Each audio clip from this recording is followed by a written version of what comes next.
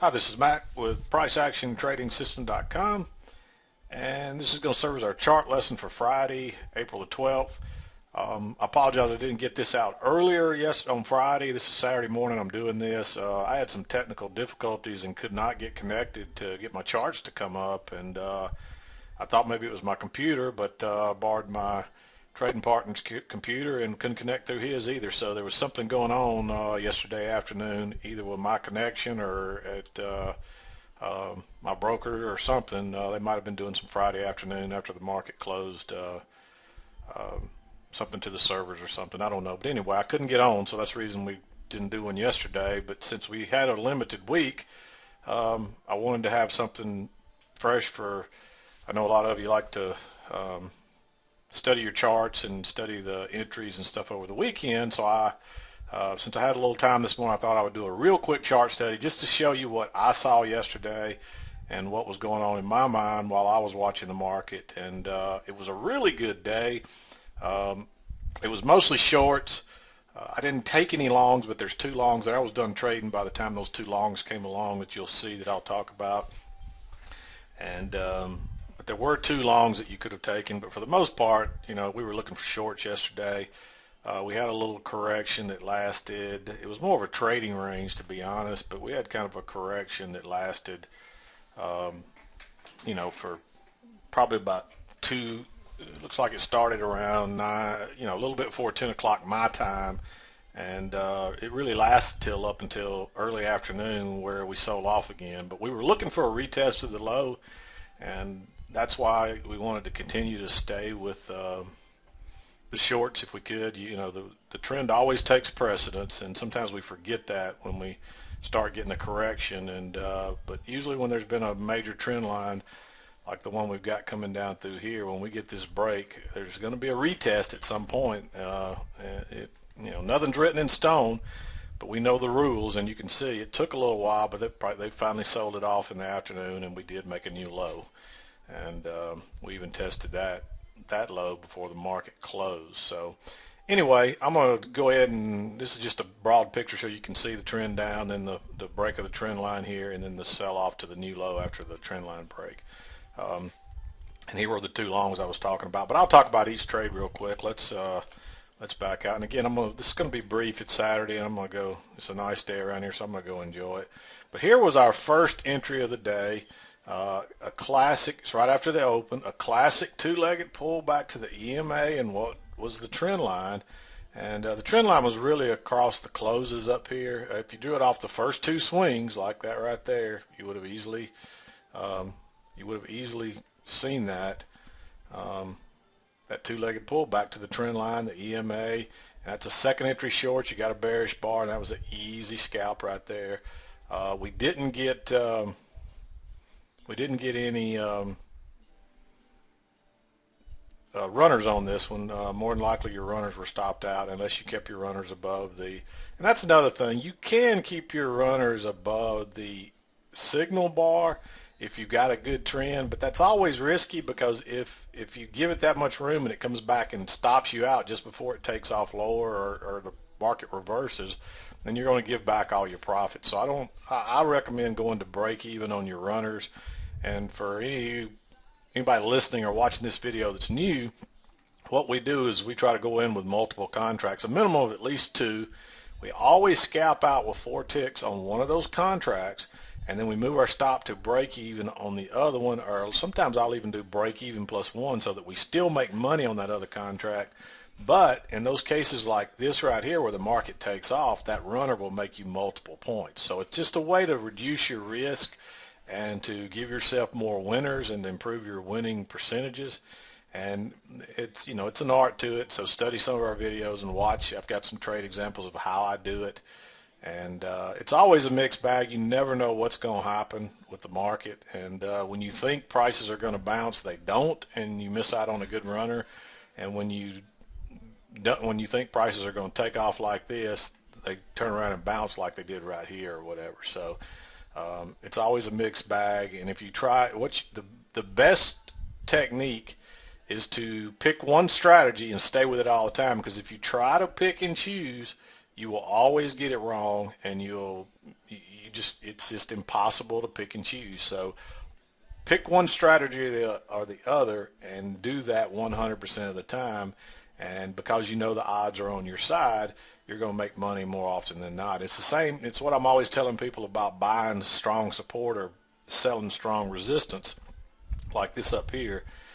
This actually, probably put this right here. You can see it a little bit. This is where it should have been now. If you try to pick and choose when you're going to sell this resistance up here, it's the first time. You know, if you're guessing every time and say, well, I think I'm going to go long this time, well, it's going to sell off. And the next time you say, well, I think I'm going to go short this time, and then it takes off and rallies. And what you need to know is that most of the time when prices touch strong resistance, especially with the trend, you know, if the trend's down, which it was this Friday, that the odds are with you that it's going to go down. So if you sell it every time, the odds are on your side. But if you're picking and choosing, you're eventually going to get you're going to hit it wrong, and you're going to be, in the end, you're going to end up losing. So just pick one way or the other and do it consistently, and don't try to pick and choose. And I'm going to copy this line here because we had a resistance right over here too. That's going to make it easier for you to see those two shorts. You could see those even if you didn't have the trend line. And that's one of the things I always like to clarify, is that there's more than one ways to find these trades. Even if you didn't have this trend line there, when you got that resistance line drawn across there, that's fairly easy to see two nice shorts with the trend.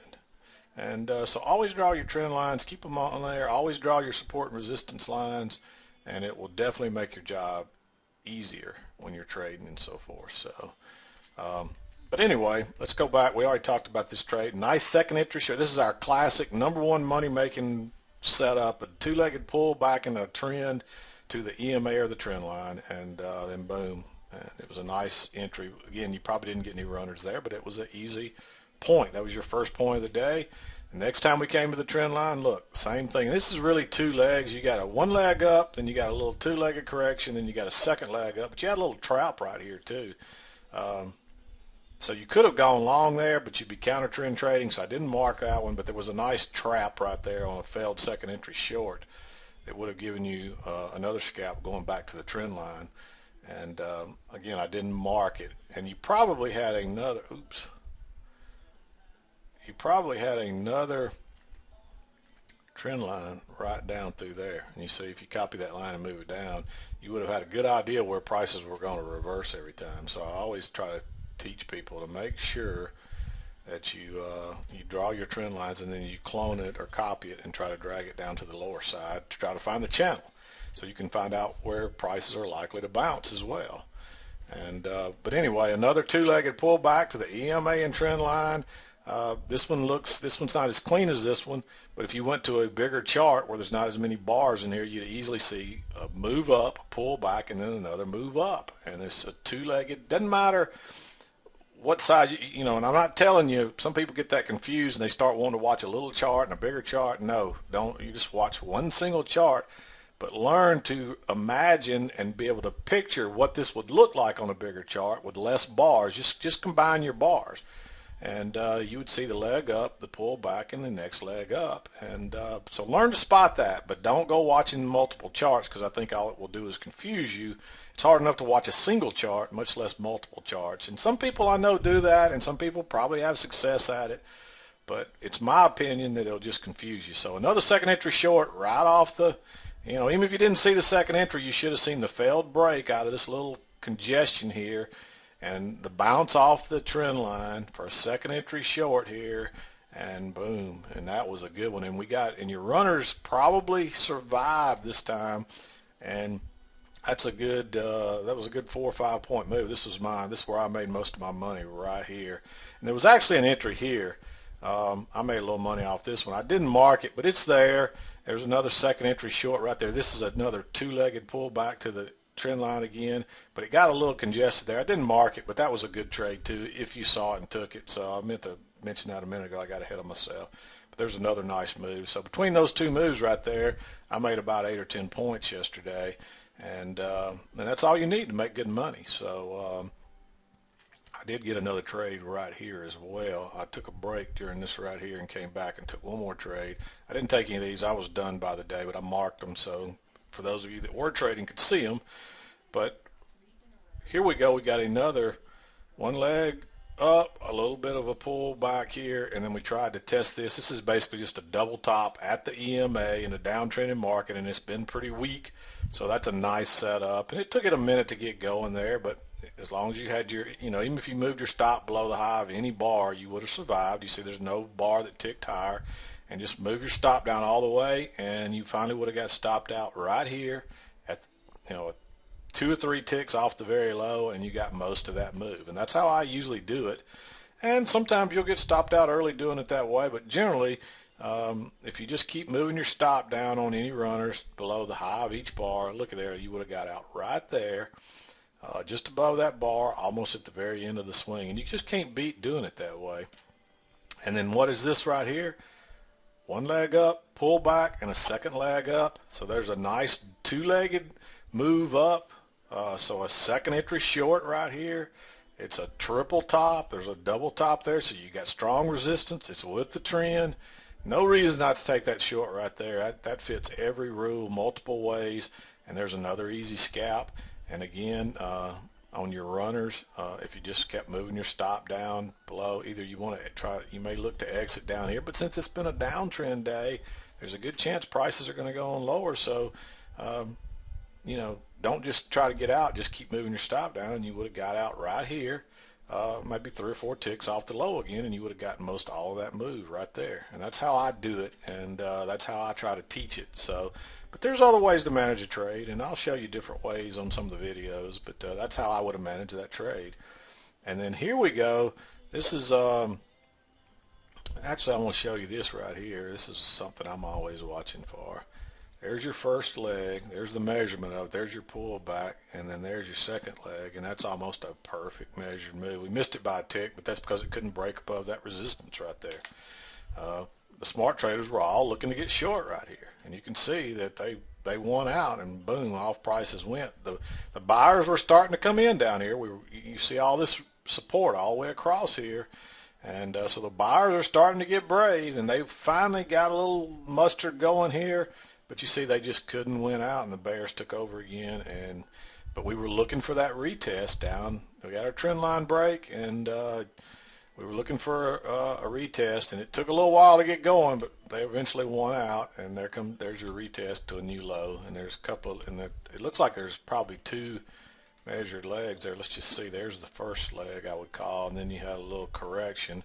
And then the second leg right there, and there you go. It's almost a perfect. If I measured that perfect, it might even be a perfect second leg. And sure, this is hard for some people. And you see there, that's almost a perfect measured leg. And so watch for those legs, and you'll get better. I mean, that might be hard for some people to spot, but I've been looking at charts for years and hours and hours and hours of chart time, and I see this stuff real quickly now. And I didn't always see it quickly.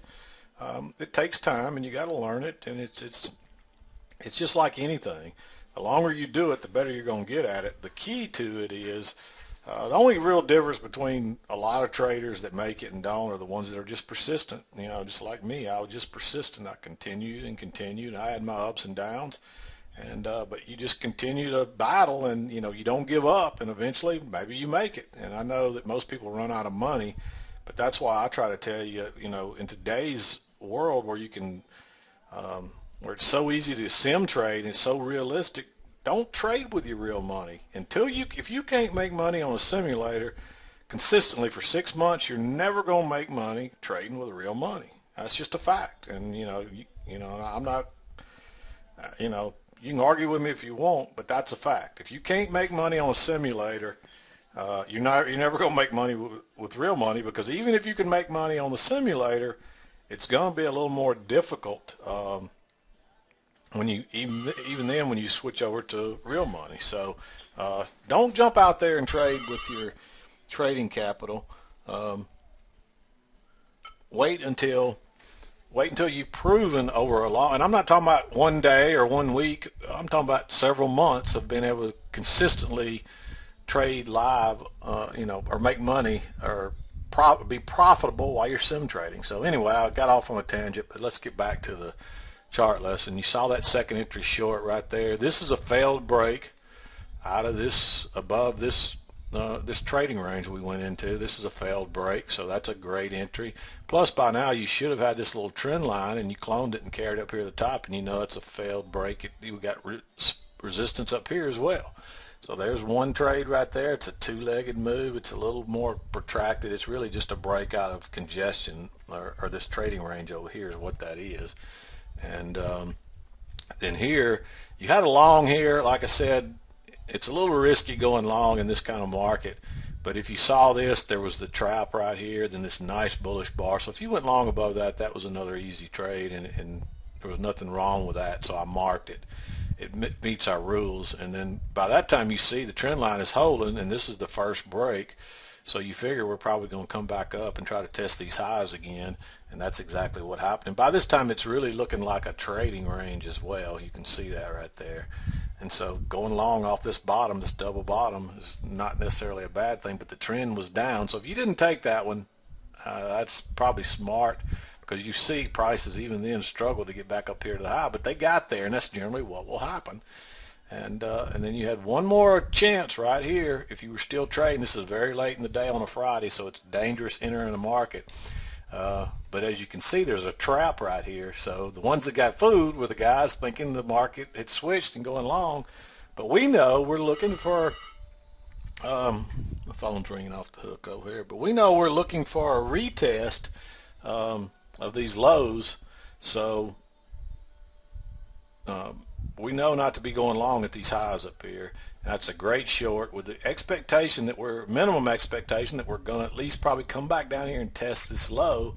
But you see, and again, if you kept your stop above each bar all the way down, you wouldn't have got stopped out till right before 3 o'clock here, and you would have got from 67 to probably 70, at least 72, 70, close to 73. So, I mean, you do the math. That's about 10 points real quick and real easy there. And of course you could have got another point or so here if you hadn't done it that way, but by doing it the way I'm telling you, moving your stop down below the high of each bar, you get almost the whole move.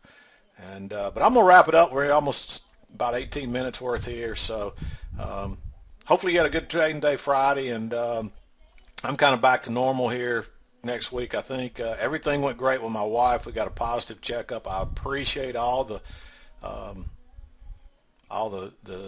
messages and stuff, and I get a little emotional. I'm sorry when I start talking about this, but it's been a scary thing for my family, and it's been a battle, but we came out on the other side victorious, at least so far. So thank y'all, and this is Mac with PriceActionTradingSystem.com, and we'll see you next week.